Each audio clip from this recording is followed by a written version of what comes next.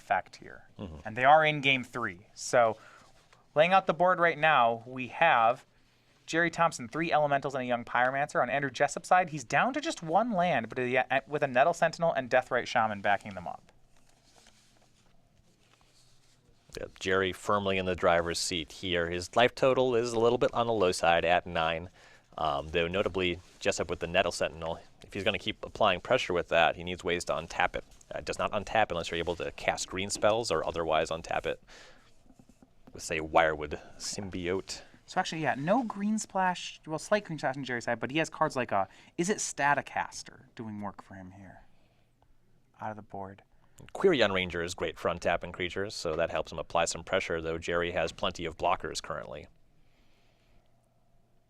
Goes ahead and bounces the forest, replays, says go. Go back over to Thompson. He'll start with a Ponder, get another elemental. Now keep in mind, Gerry Thompson is at 9. Jessup does have an uncontested Deathrite Shaman. That can be a clock here. He's at 17. And Gerry does not have Toxic Deluge in his sideboard, but he does have 1 copy of Is It Staticaster, which is very powerful in this matchup. Yeah, would take care of the Ranger right now. Actually, Andrew Jessup's board 2 X2s. So a Ponder from Thompson. He's going to shuffle before drawing. I'm a big fan of aggressively shuffling with Ponder. If all 3 cards aren't above average, I generally shuffle. So I just prefer to always have a fetch land in play when I cast Ponder, and then I just... That helps, that helps. Then I just pick one and then shuffle the others. Unless 2 of them are good, then I wait a turn. It's kind of all upside. Deathrite Shaman the play from Thompson, and he'll pass. No green mana yet in play, though, for Gerry Thompson.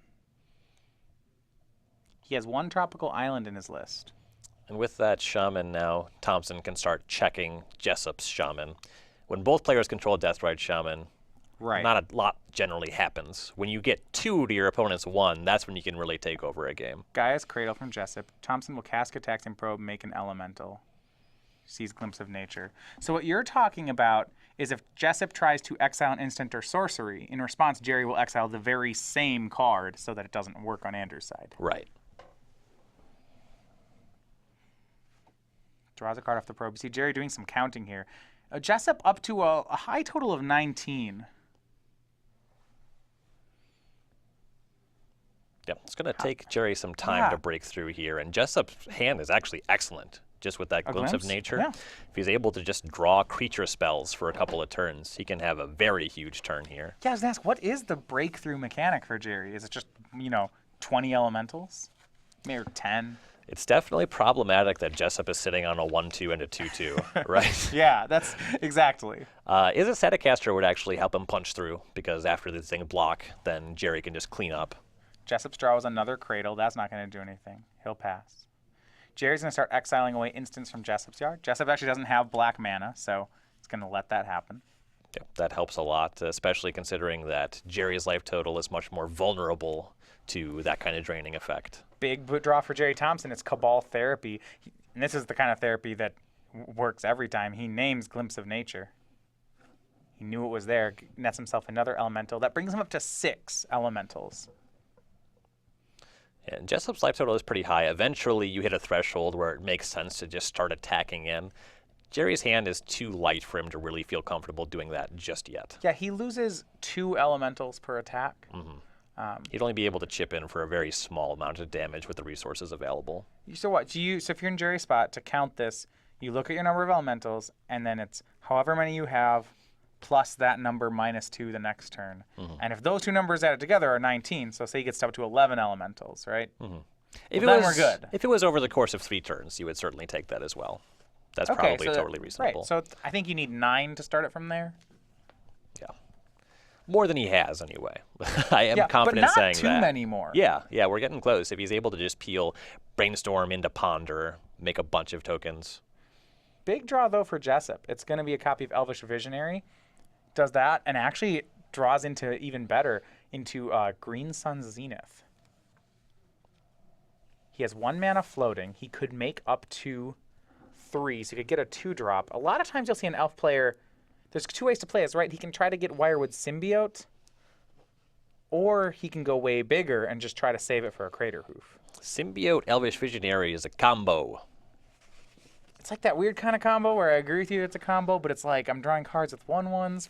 Drawing 2 cards a turn. It's a value combo. I guess we can call it a It's combo. a pain-free Phyrexian Arena. It's a free blocker.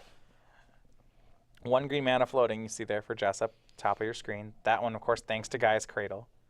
There's another line, right? So I think Jessup's counting to see if he can win. Deathrite could exile a land. Gerry has to decide if he wants that to happen. Is he going to let Jessup get mana, right? Because he could play a second Cradle, and that's worth 4 mana. And that'll bring him up to 6, maybe 7, maybe 8 if Ranger untaps. We're getting close to big things here. If he can get to 9 mana, he can Green Sun for Craterhoof on this turn. So he bounces the forest. He uses Deathrite Shaman to try to make another mana. Did he tap forest before bouncing?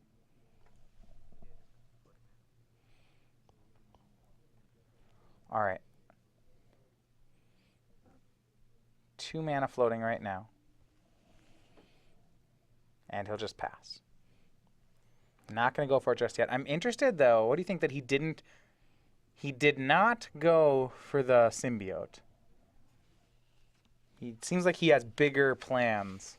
Well, with double Crater, he definitely has Cradle. mana to... with double Cradle, he definitely has mana to Green Sun Zenith for Craterhoof Behemoth on the following turn. Yeah, 4 off the Cradle, 4 off the second Cradle, 1 off the forest. That's 9. That can get a Craterhoof. Right. Just keep things simple. Yeah, Craterhoof Behemoth has not the shortest text box, though frequently it just reads win the game. Then Gerry has to start thinking, how many elementals does he need to not die to Craterhoof Behemoth?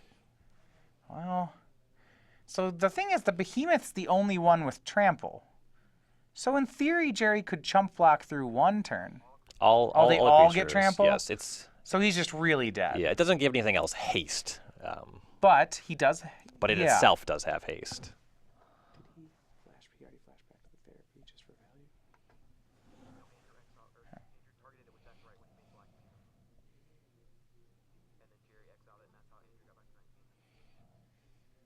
And a swing from Thompson. Andrew going to double Cradle and Green Sun Zenith. You might wonder why the therapy got exiled. So the last turn there, Andrew got the black mana off Deathrite and used it to exile away Gerry's therapy. And then here's the hoof, and the handshake will go for Andrew Jessup. And for Gerry Thompson, very unfortunate start to this event. Yeah, he's going to finish in 0-3. That's the bottom of his group here in Legacy.